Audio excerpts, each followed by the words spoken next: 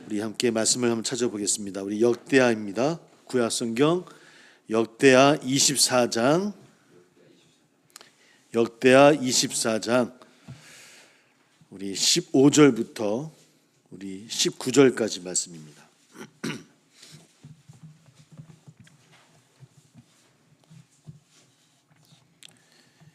역대하 24장 15절부터 19절까지 말씀. 구약성경 688쪽이 되겠습니다. 역대하 24장 15절부터 19절 우리 같이 함께 봉독합니다. 시작. 여야다가 늙어서 죽으니 죽을 때 130세라.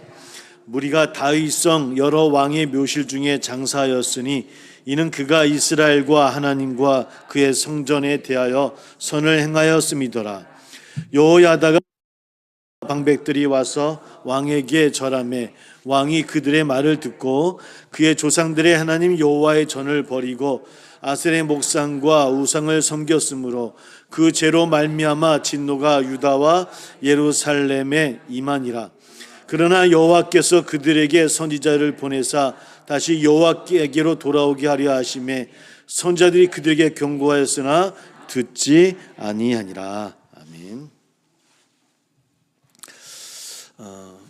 우리 보통 이제 개혁한다고 이런 얘기를 많이 합니다. 그렇죠? 개혁해야 된다. 우리 뭐 종교 개혁자들이라고 얘기를 하는데 사실 개혁이 쉽지 않습니다. 그렇죠? 살아왔던 패턴도 바꿔야 될 것이고, 뭐 우리 습관들도 바꿔야 될 것이고, 뭐 공동체적이라 한다면 어떤 규칙도 바꿔야 되고, 뭐 넓게는 법규까지 바꿔야 되는 이 개혁이라고 하는 것이 우리나라도 각 대통령마다 개혁을 이야기하고 정당마다 개혁을 이야기하지만 참 어렵습니다. 개혁보다 좀 더 쉬운 게 혁명입니다. 힘이 있고 권력이 있으면 그런 과정, 법적인 과정이 힘드니까 아예 힘으로 그냥 따라와. 뭐 이런 게 아마 혁명이 아닐까. 그게 뭐 군사력이든지 국민의 힘이든지 뭐 이런 일들을 우리가 행하게 되어져서 뭐 변화를 주는 것이 우리 사회 역사의 모습이기도 한 것 같아요. 오늘은 이 어쩌면 뭐 개혁을 좀 이루었던 이 남유다 그 여러 많은 인물들 가운데 좀 개혁에 성공했던 사람이라고 이야기하면은 오늘 함께 어떤 여호야다라는 사람입니다. 뭐 많이 들어본 분도 계시고 처음 들어본 분도 계실지 모르겠고 여호야다에 관한 이야기를 해보려고 해요. 한번 22장 11절을 한번 찾아보겠습니다. 22장 11절. 22장 11절 말씀입니다. 같이 읽어볼게요. 같이 시작. 왕의 딸 여사부앗이 아하시아의 아들 요아스를 왕자들이 죽임을 당하는 중에서 몰래 빼내어 그와 그의 유모를 침실에 숨겨 아달랴를 피하게 하였으므로 아달랴가 그를 죽이지 못하였더라. 여사부앗은 요람 왕의 딸이요 아하시아의 누이요 제사장 여호야다의 아내이더라. 여호야다는 누군가면 여호사부앗의 남편이 되는 겁니다. 여호사부앗은 누구냐면 아하시아의 동생이에요. 쉽게 얘기하면. 우리 지난주에 누구를 우리 나눠봤습니까? 그래서 성공했던 왕 여호사밧의 이야기 했잖아요. 그러니까 여호사밧의 딸이라고 보시면 될 것 같습니다. 딸. 그러니까 좀 복잡합니다. 여기 아달랴도 나오잖아요. 아달랴는 여호사밧의 아들과 아합의 딸입니다. 그러니까 북이스라엘의 딸이 그러니까 동맹을 맺기 위해서 여호사밧도 아합의 딸과 여호사밧의 아들하고 결혼을 시키거든요. 하나님께 이것도 책망받는 일이었는데 바로 뭐 이야기하겠지만 그 가운데 이제 여러 일들이 있게 되어집니다. 함께 말씀을 나누고 어떤 여호사부앗 아하시아의 여동생인 그러니까 공주죠, 공주와 결혼한 대제사장이에요. 그러니까 이 시대에. 이것이 여호야다입니다. 여호야다가 어떻게 해서 남유다의 계획을 이루었는가에 대한 이야기를 함께 나눠보려고 하는데 함께 그 계획을 이루었던 왕이 누구냐면 이제 오늘 함께 얘기할 뭐 그런 왕 한 명을 같이 한번 이야기를 해보려고 합니다. 차근차근 해보도록 할게요. 물론 어려움을 당하게 되어진 것은 아까 얘기했던 것처럼 북왕국인은 아합의 딸 아달랴와 남왕국 여호사밧의 아들 여호람과의 결혼에서부터 시작되어져요. 당연히 아합이 여호사밧의 아들과 자기 딸을 결혼시킨 이유는 뭐 동맹의 관계도 있겠지만 어쩌면 남왕국을 또 정념하려고 하는 아주 그런 속마음도 있었다라고 하는 것이 역사의 그런 이야기이기도 합니다. 당연히 누구의 또 딸이겠습니까? 이세벨, 우리가 너무나 잘 겪는 이세벨의 딸인 거예요. 그러니까 이 아달랴도 결혼해서 남자로 들어올 때 뭘 같이 갖고 들어왔겠습니까? 우상을 갖고 들어온 거예요. 우상을. 그러니까 그 남유다가 그래도 하나님 여호사밧과 성공을 이루면서 그래도 하나님 앞에 서고자 노력해서 41년을 이루었지만 그러나 그 아달랴와의 결혼을 통해서 남유다에도 우상이 들어오고 하나님을 멀리하는 일들이 이제 일어나게 되었죠. 아달랴의 악행은 굉장히 좀 악독했습니다. 악독했어요. 남편 여호람이 왕이 되어지는 과정에서 형제들을 다 같이 도모해서 다 죽이기도 하고요. 또 아하시아가 왕이 되어서, 그러니까 아하시아는 누구냐면 여호람의 아들이에요. 아들. 쉽게 얘기하면. 그러니까 우리 아까 여호사밧은 그러니까 여호사밧의 동생이 아니라 손녀가 되는 거죠. 손녀가 되는 겁니다. 아하시아의 동생이니까요. 맞죠? 그러니까 여호람이 여호사밧의 아들이고 여호람의 아들이 아하시아예요. 그러니까 손녀가 되는 겁니다. 저도 오늘 이거 막 정리하면서 굉장히 헷갈렸습니다. 또 뭐 북이스라엘과 또 똑같은 이름들이 많아가지고 굉장히 헷갈립니다. 이 시대에. 아하시아 왕이 되어져요. 여호람은 금방 죽거든요. 아하시아 왕이 되어졌는데 아하시아도 똑같이 여러 가지 뭐 과정 속에 죽임을 당하게 되어집니다. 다른 나라의 왕을 위문가러 갔다가 죽임을 당해요.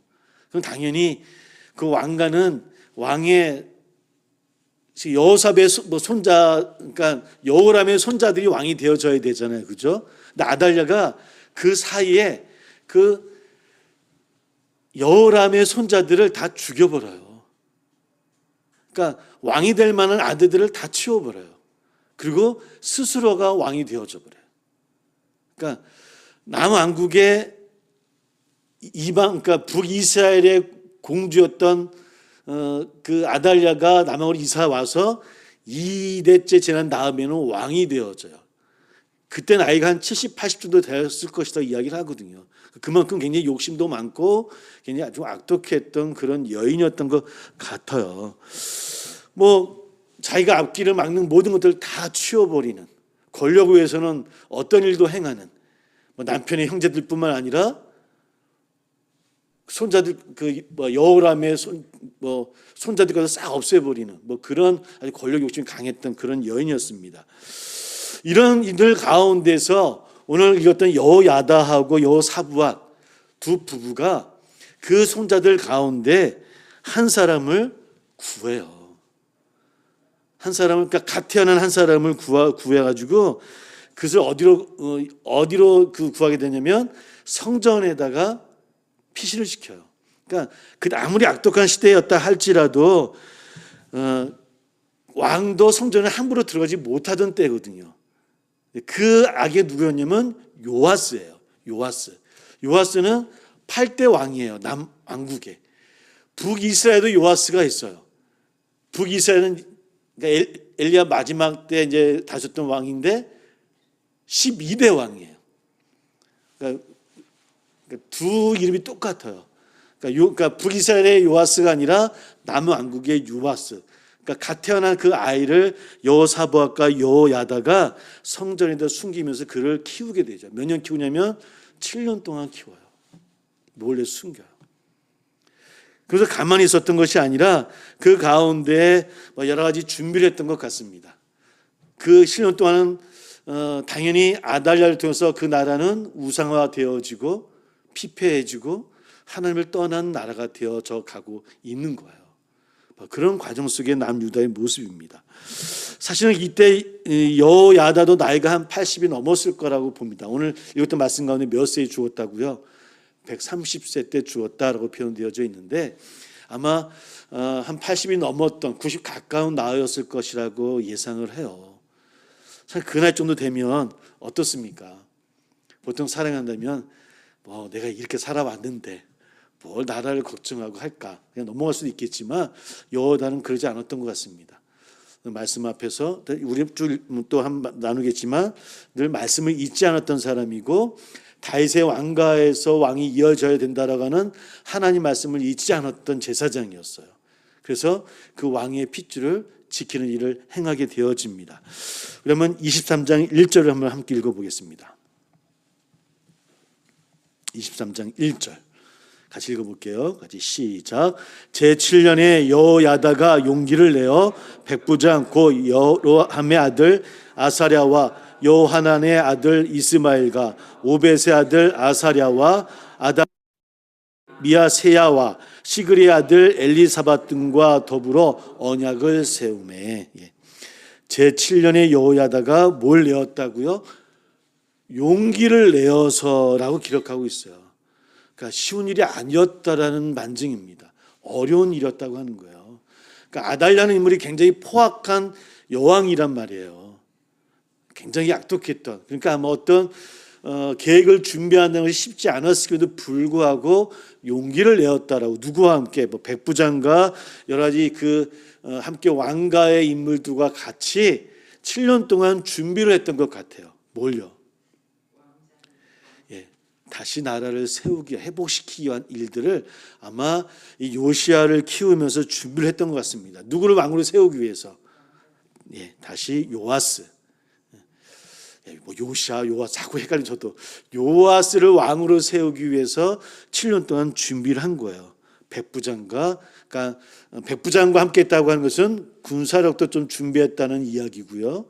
또 제사장, 그러니까 나머지 어떤 분들은 그 왕가의 제사장들이거든요. 제사장들과 함께 나라를 회복시키는 준비를 했던 바로 여호야다입니다.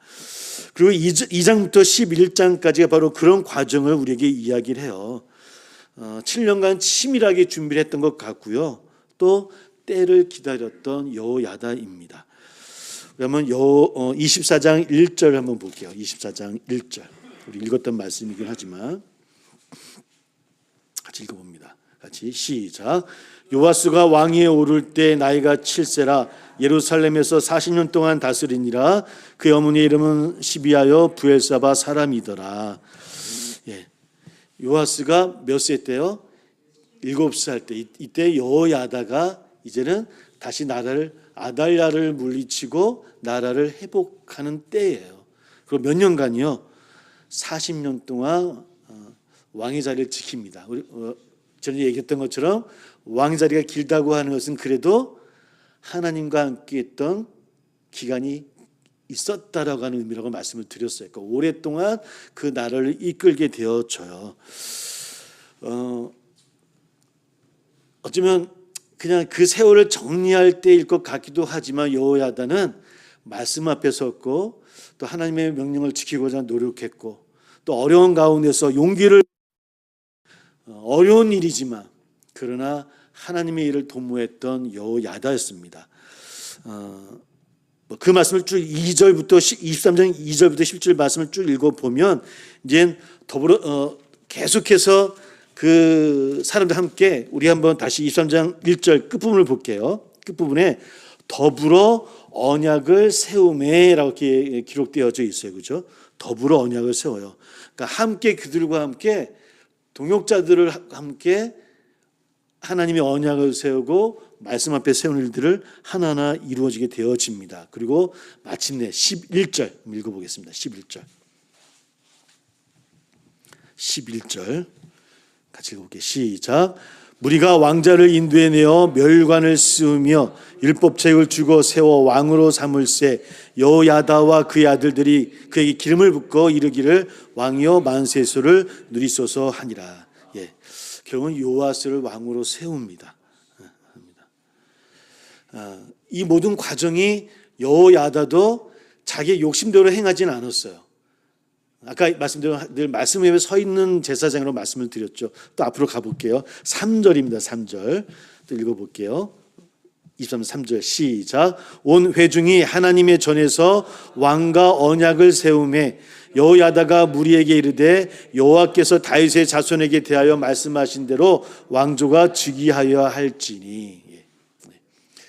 하나님의 전에서 그들이 언약을 세우고 하나님께서 말씀하신 뭐라고요? 다윗의 자손에게 대하여 말씀하신 대로 그 왕가에서 왕을 세우는 일을 누가? 여호야다가 이제 이루어지게 되어지더라는 겁니다. 그 과정, 이거 쉽게 하면 요즘 이야기하면 혁명일 수도 있을 것이고 개혁일 수도 있었겠죠. 그러니까 왕을 내려놓게 하니까 혁명이겠죠. 그러나 그 모든 과정을 하나님의 언약대로 하나하나 이루어 가고 있는 것이 오늘 여호야다의 그런 모습이기도 합니다. 계속 말씀을 읽어볼게요. 12절입니다. 12절 같이 읽어볼게요. 시작. 아달랴가 백성들이 뛰며 왕을 찬송하는 소리를 듣고 여호와의 잔에 들어가서 백성이 이르러. 그런 과정에 아달랴가 당연히 목숨 위험을 느꼈겠죠. 근데 어디로 갔다고요? 여호와의 전에 들어가서. 기억하십니까? 여호와의 전에서는 사람을 죽여도 됩니까? 안 됩니까? 안 됩니다. 그러니까 아달랴도 우상을 섬기는 자이고 그를 불구하고 성전에 들어가면 죽지 않을 거라고 알고 있어요. 근데 들어가요. 근데 사실은 만약 이것이 혁명의 사건이라 한다면 물불을 가릴 때가 아니잖아요. 죽여야만 다시 이 나라가 회복되어진다고 한다면 죽일 수도 있지 않겠습니까? 그렇죠? 우리 한번 14절 한번 읽어보겠습니다. 14절 같이 시작. 제사장 여호야다가 군대를 거느린 백부장들을 불러내어 이르되 반열 밖으로 몰아내라. 그를 따르는 자는 칼로 죽이라 하니 제사장의 이 말은 여호와의 전에서는 그를 죽이지 말라 함이라. 반열 밖으로 몰아내라. 어디에서 나오게 하라는 겁니까? 내몰라는 얘기입니까? 하나님의 전에서 몰아내어서 밖에서 죽이자. 뭐 안에서 죽이나 밖에서 똑같은 거 아닙니까? 물어보지만 어떤 하나님의 말씀 앞에 있지 않는 거예요. 어떤 과정 속에서도 여호야다는 말씀을 어기지 않으려고 노력했던 것 같아요. 그러니까 원칙을 지키려고 노력했던 사람이 여호야다였던 것 같아요. 이게 우리가 예전의 역사를 보면서 이야기하고 있지만 참 어려운 일 아니겠습니까? 한 공동체나 한 가정도 어떤 일을 이루고 뭔가 변화를 주려고 하는 과정 속에서는 원칙을 잃을 때가 참 많아요. 그 원칙을 해함으로 인해서 갈등도 일어나기도 하고 문제가 일어나기도 하고 그로 인해서 또 그런 변화들이 또 성공을 못할 때도 많이 있기도 하거든요. 오늘 여호야다의 모습은 그건 않았던 것 같아요. 어떠한 순간에도 하나님의 말씀을 잊지 않았던 여호야다예요. 왕을 이뤄서 이루어진 나라긴 하지만 한 사람 그렇게 세우기도 합니다. 절체절명의 순간에도 우리 또한 늘 하나님의 말씀 앞에 서는 자가 되어야 되지 않을까. 여호야다의 모습 속에서 우리도 한번 생각해 보기도 합니다. 원칙을 지킨다고 하는 거 어려운 것 같아요. 말씀을 살아가는 것. 이런 과정을 통해서 여호야다는 아직은 이제 그 어린 왕이 요아스가 아직 어리기 때문에 여호야다를 통해서만 개혁이 일어났던 것 같습니다. 바알 신당과 온갖 우상을 타파하는 일들이 이제 24년 그 이후에 쭉 나옵니다. 성전 제사와 율법을 바로 세우는 개혁들을 단행을 해요. 그리고 우리 21절을 한번 읽어볼게요. 23장 21절 1절 같이 읽어봅니다. 시작. 그 땅의 모든 백성이 즐거워하고 성중이 평온하더라. 아달랴를 무리가 칼로 죽였었더라. 그 땅의 모든 백성이 즐거워하고 성중이 평온하였다라고 성경은 기록합니다. 왜? 하나님 앞에 선 그 나라 다시 회복되어졌어요. 그러고 나서 아마 이제 여호야다는 요아스가 25살 성장할 때까지 아마 그 멘토로서 함께 역할을 했던 것 같습니다. 24장 12절부터 14절까지 한번 읽어볼게요. 좀 길긴 하지만 12절부터 14절까지입니다. 같이 시작. 왕과 여호야다가 그 돈을 여호와의 전 감독자에게 주어 석수와 목수를 고용하여 여호와의 전을 보수하며 또 철공과 노쇠공을 고용하여 수리하게 하였더니 기술자들이 맡아서 수리하는 공사가 적되므로 하나님의 전을 이전 모양대로 견고하게 하니라. 공사를 마친 후에 그 남은 돌을 왕과 여호야다 앞으로 가져왔으므로 그것으로 여호와의 전에 쓸 그릇을 만들었으니 곧 섬겨 제사 드리는 그릇이며 또 숟가락과 금은 그릇들이라. 여호야다가 세상에 사는 모든 날에 여호와의 전에 항상 번제를 드렸더라. 예, 뭐 앞부분은 좀 빼긴 했지만 이제 요아스 왕이 한 25살 이상 되어질 때 아마 한 왕으로서 성인으로서 아마 이제 나라를 다스리게 됐을 때에도 이 여호야다와는 함께 의견을 나누면서 이래게면 이 나라를 다스렸던 것 같아요. 오늘 이 12절부터 14절 그 말씀은 성전을 보수하는 일에도 왕의 왕권으로 홀로 행했던 것이 아니라 자기와 함께 멘토로서 도움을 줬던 여호야다와 함께 의견을 나누면서 나라를 다스렸던 그런 모습이 오늘 말씀 가운데 있습니다. 바로 이런 일들을 나라를 평온하게 다스리던 가운데 이제 130세가 되어졌을 때 여호야다가 이제 세상을 떠나게 되어집니다.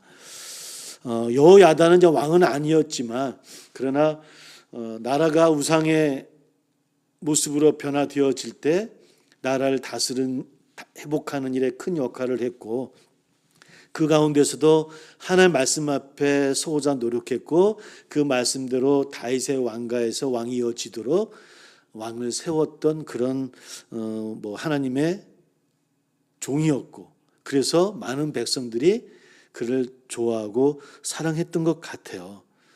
그래서 오늘 말씀을 우리 함께 읽었던 말씀 가운데도 그가 죽었을 때 어디에 묻히게 되어지냐면 왕의 묘실에, 그러니까 왕가만 들어가는 묘실에 여호야다도 죽어서 백성들이 모시게 되어지는 그런 일을 우리가 기회를 만나게 되어집니다. 근데 문제는 여기서부터 일어나기 시작합니다. 그러니까 여호야다하고 또 같이 요아스가 함께 다스릴 때는 왕이 나라가 좀 평온했고 또 잘 부강했던 그런 나라였는데 이 왕이 죽자마자 변화가 일어나기 시작해요. 우리 한번 17절입니다. 24장 17절 17절 18절 함께 읽어볼게요. 시작.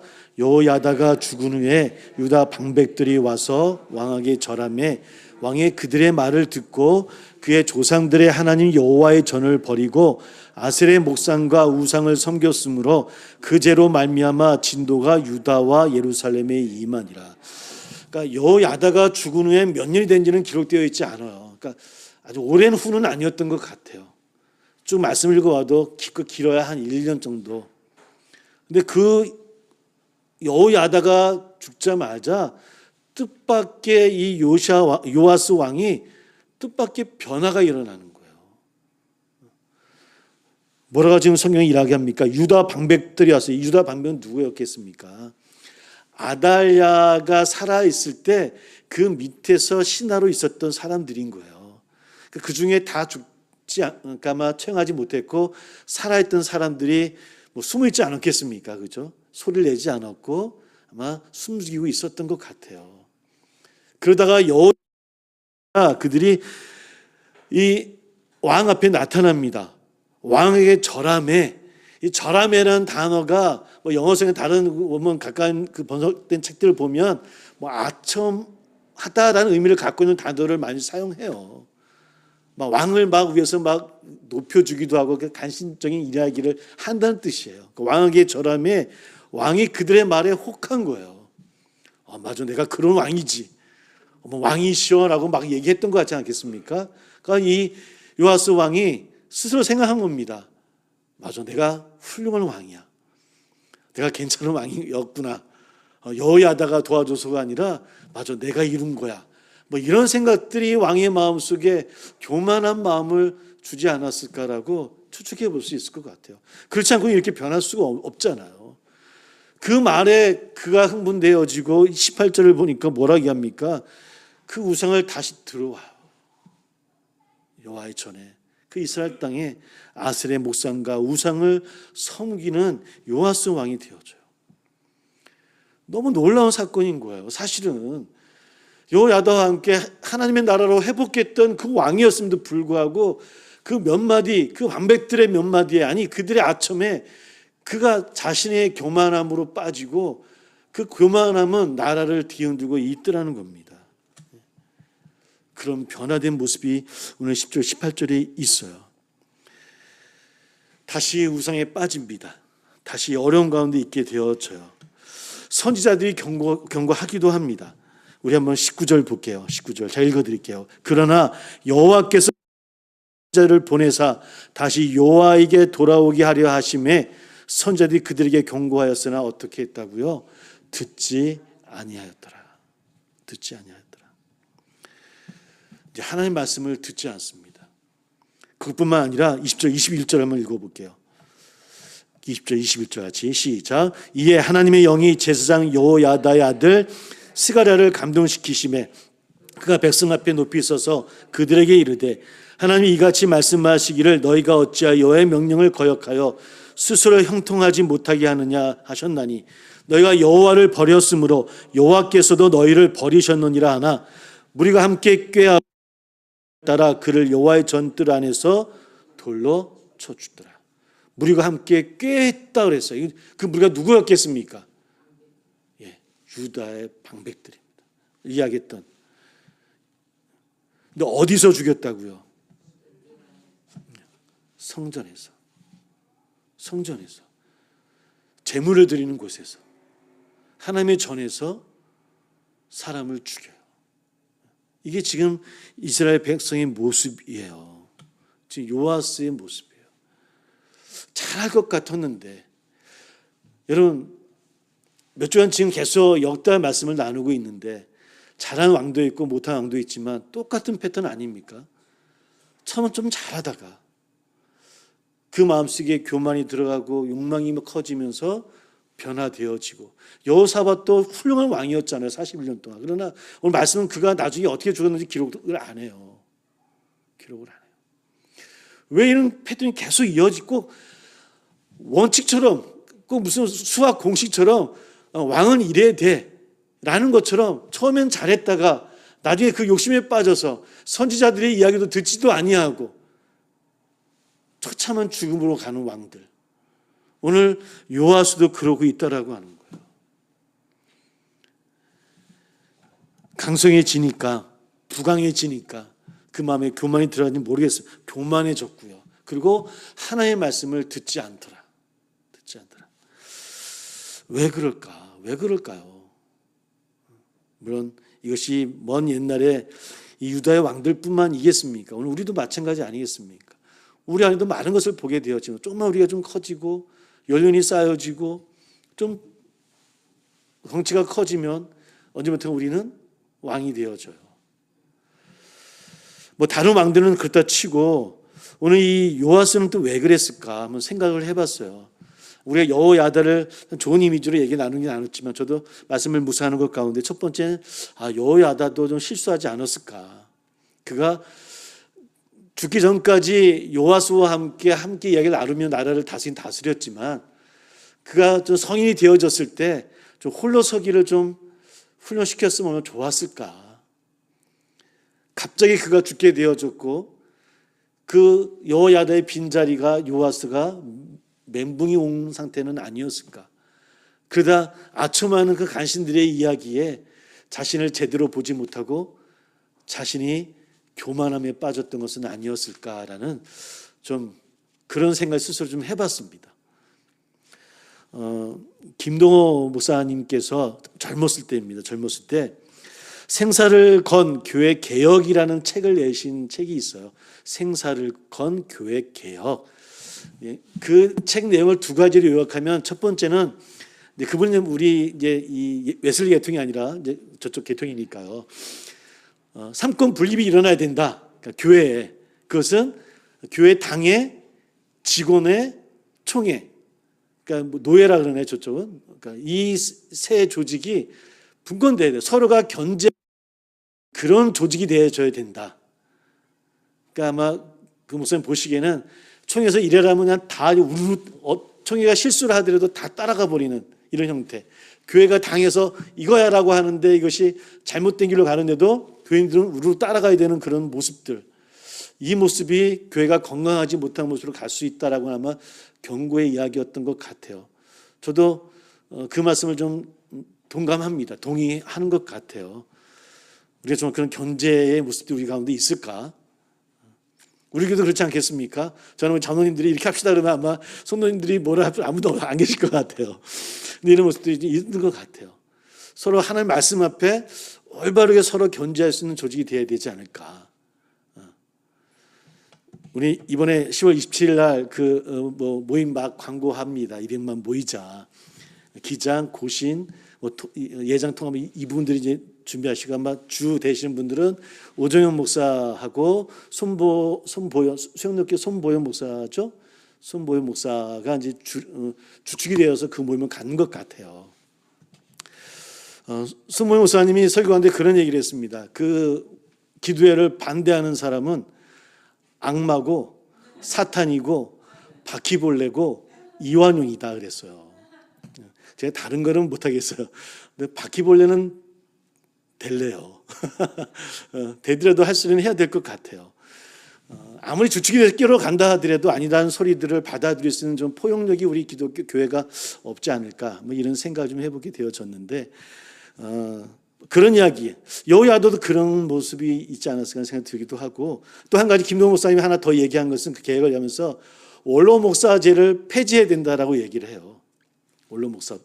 그러니까 원로 목사제는 법적으로는 뭐 장로교나 우리 뭐 선교교 감 똑같이 한 교회에서 20년 이상 했을 경우에 이제 원로 목사, 원로 장로님이 될 수 있어요. 뭐 원로 장로님이 이제 명예직이지만 원로 목사 같은 경우는 뭐 여러 가지 대우도 아마 함께 되어지는 그런 것 같습니다.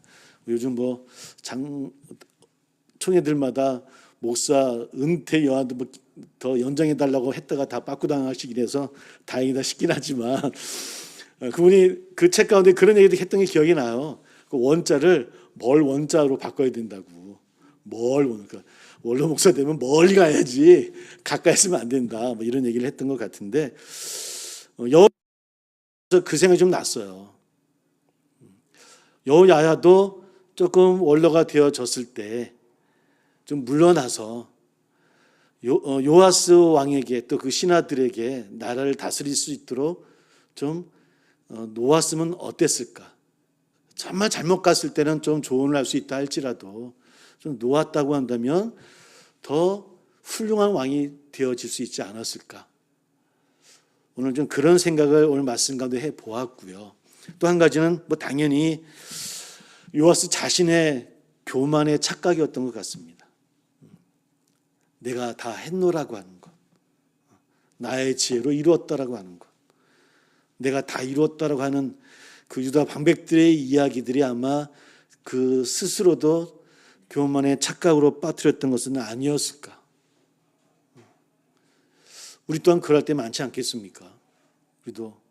우리가 해왔던 여러 가지 과정을 통해서 어떤 자리에 있을 때 내가 행하고 내가 생각하는 것이 당연하고 옳다라고 이야기할 때가 참 많더라는 거죠. 아니야, 내가 더 옳아, 이 길이야, 이렇게 하는 것이 맞아 라고 하는 어쩌면 내가 옳다라고 하는 그런 교만, 나만이 옳다라고 하는 그런 착각 속에 요아스가 빠졌기에 부강한 나라를 이뤘음에도 불구하고 교만해졌고 하나님 말씀을 듣지 않았던 것은 아니었을까? 우리 또한 그러하고 있는 것은 아닌가? 하나님의 말씀을 잘 정말 듣고 있는가? 우리 교회는 또 한국 교회는 하나님의 말씀을 정말 잘 듣고 있는가? 우리가 이런 실수를 범하지 않으려면 어떻게 될까요? 어떻게 될까요? 저도 이제 아까도 이제 뭐 저희 어머니가 전화를 하는 저희 어머니 그러시더라고요. 당뇨, 성인병들 이야기하면서 밀가루 음식 먹으면 안 돼.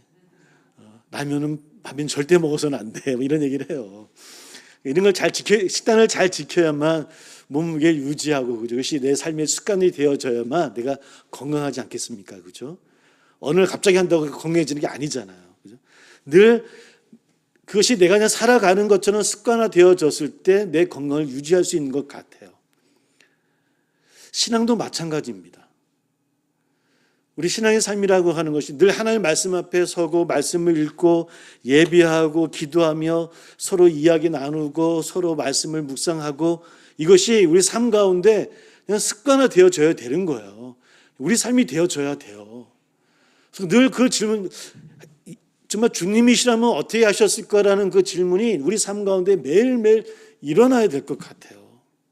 언제까지? 정말 주님 만나는 그날까지. 우리 삶 가운데 그게 이루어지지 않으면, 습관화되어지지 않는다고 한다면 우리 또한 요아스처럼 실수를 범할 수 있다라고 하는 거예요. 그렇지 않겠습니까? 이게 뭐 꼭 큰 나라의 어떤 리더가 되어지고 큰 교회 리더가, 어떤 회사의 리더가 됐을 때의 이야기가 아니에요. 우리 한 사람 한 사람, 나 자신, 내 리더가 되어졌을 때, 내 가정에, 내 뭐 직장에서, 어떤 모임에서 리더가 됐든, 내 삶에 나의 리더가 됐든 간에 늘 그런 훈련이 되어지지 않고 그것이 습관화되어져서 내 몸에 배어지지 아니하면 우리도 언제든지 요아스 같은 이런 실수를 범할 수 있다라고 하는 거죠. 우리 매일매일 훈련하고 매일매일 하나님 앞에 설 수 있는 저나 우리 됐으면 참 좋겠습니다. 그래서 할 수 있으면 주님께 물어보고, 좀 실수 안 할 수 있겠습니까? 좀 덜 실수하게, 덜 어루를 범하게, 더 하나님 앞에 설 수 있는 우리 됐으면 얼마나 좋을까라는 생각을 해보게 되어집니다. 당연히 요아스 왕은 아람과의 전쟁에서 부상을 당하게 되어지고요. 나중에는 신하들에 의해서 침상에서 신하들에 의해 죽임을 당하는 아주 처참한 마지막을 보내게 되어져요. 그리고 요아스는 왕임에도 불구하고 여호야다는 왕의 묘실에 들어갔다고 말씀을 드렸죠. 왕의 묘실도 못 들어가요.